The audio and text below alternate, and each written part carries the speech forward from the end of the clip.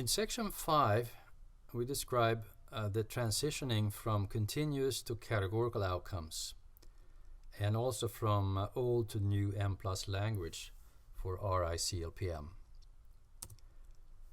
So once again, slide 44 shows the RI-CLPM, or rather the RI-AR1 model, since it's only one process we're looking at, displayed in two equivalent ways for continuous outcomes.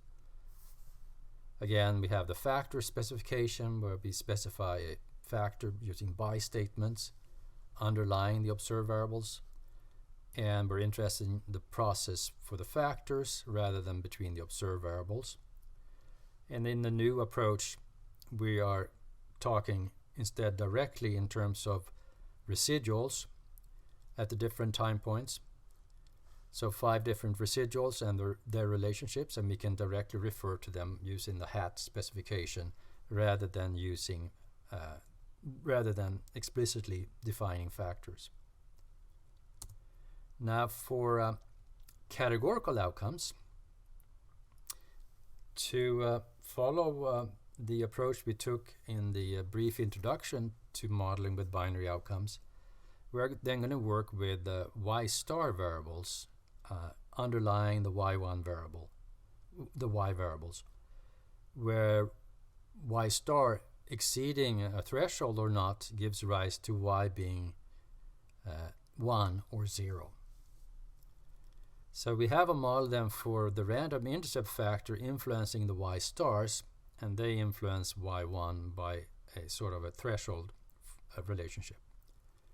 And once again, we can do this in two ways. We can specify a factor behind the y star. So this is a regular by statement, the linear regression of y1 star on the factor at first time point, and then thereby have the dynamic relationship for these residual factors over time, these within factors, as opposed to the between factor I. And translated to the hat approach, it looks like below.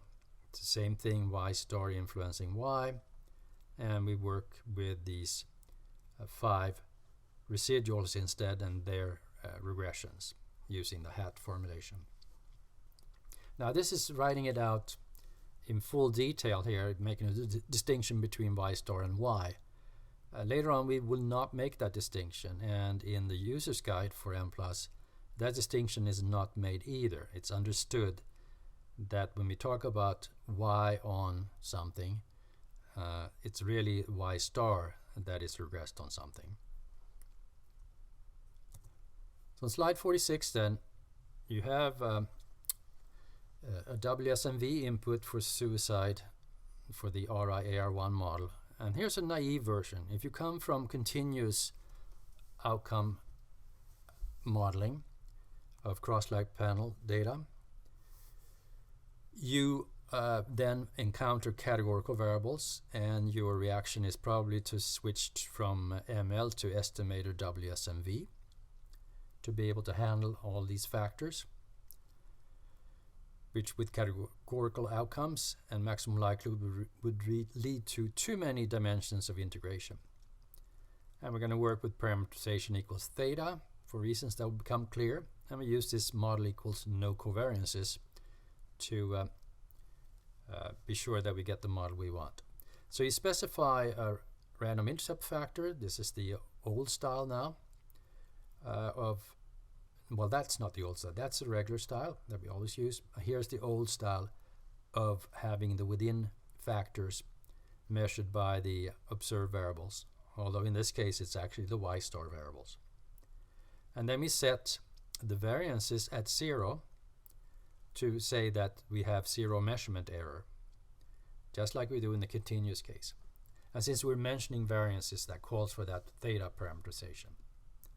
And then we do the auto regression, y2, the within factor for y2, regressed on the within factor for y1, etc., from y8 to y7.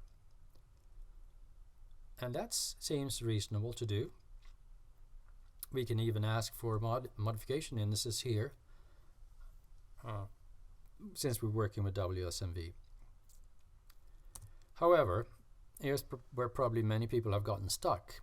Taking that naive approach, direct translation more or less from the continuous case, gets you nowhere, because you get this standard error message, model may not be identified, and you get a mentioning of parameter 24, which is the variance for y8, and condition number is the dreaded something to the power of minus 16, so as close to 0 as you can get, pretty much.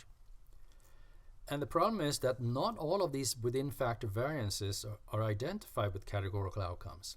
They are with continuous outcomes, but they are not with categorical. So why is that? And how do we get around it? Well, on slide 48, we identify this basic problem with categorical outcomes. So for a binary outcome at a given time point, there is really only one piece of sample information available to estimate the parameter of probability y equals 1, the marginal probability, and that is the proportion. So the variance is not separately identified. If you remember that the mean of a binary outcome is the proportion or the probability, the variance is just that pi times 1 minus pi. So not a separate parameter. So the variance is not a separate parameter to be estimated, but it's a function of the mean. So the fact that you don't have separate mean and variance information creates this non-identification.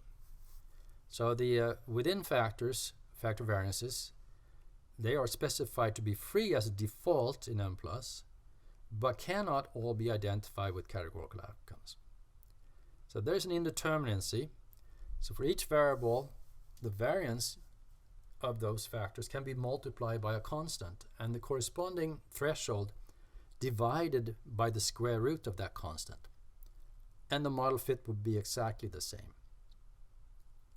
So a solution that we're going to use is to add the line of fixing these factor variances at 1. And we're going to discuss that issue a little bit further on. So finally then, how do we do it? How do you do the estimation RI AR1 using the correct specification and using the new HATS input style? Well, the drawing is like this, where you want to be detailed and use just both y star and y. And then that clearly says that we have a residual here, y1 star hat, and we have a y2 star hat, and we regress y2 star hat on y1 star hat. And that regression has a residual, just like any other regression. It's a linear regression between two continuous variables. Same here, onwards. So now we just have to express this model using the Mplus language, and using WSMV and the theta parameterization.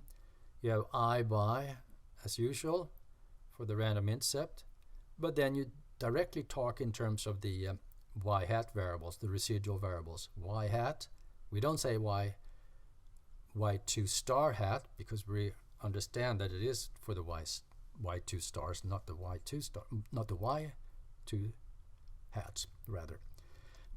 So we have this order regression of order 1 between these residual variables here. And for base, very similar. You have, if you go to the model, the same model specification, exactly the same, the pairwise on statement here. It's just that with base, you want to be a little bit more careful with the iterations, and perhaps have a 2,000 or more iterations at the minimum, with some thinning, all of which is explained in that base tutorial that I mentioned earlier.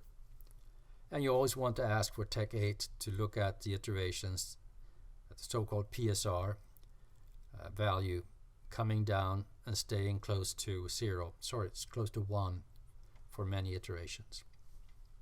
So when you do these specifications, the thresholds are free here. We're imposing no restriction on the development over time in terms of a trend.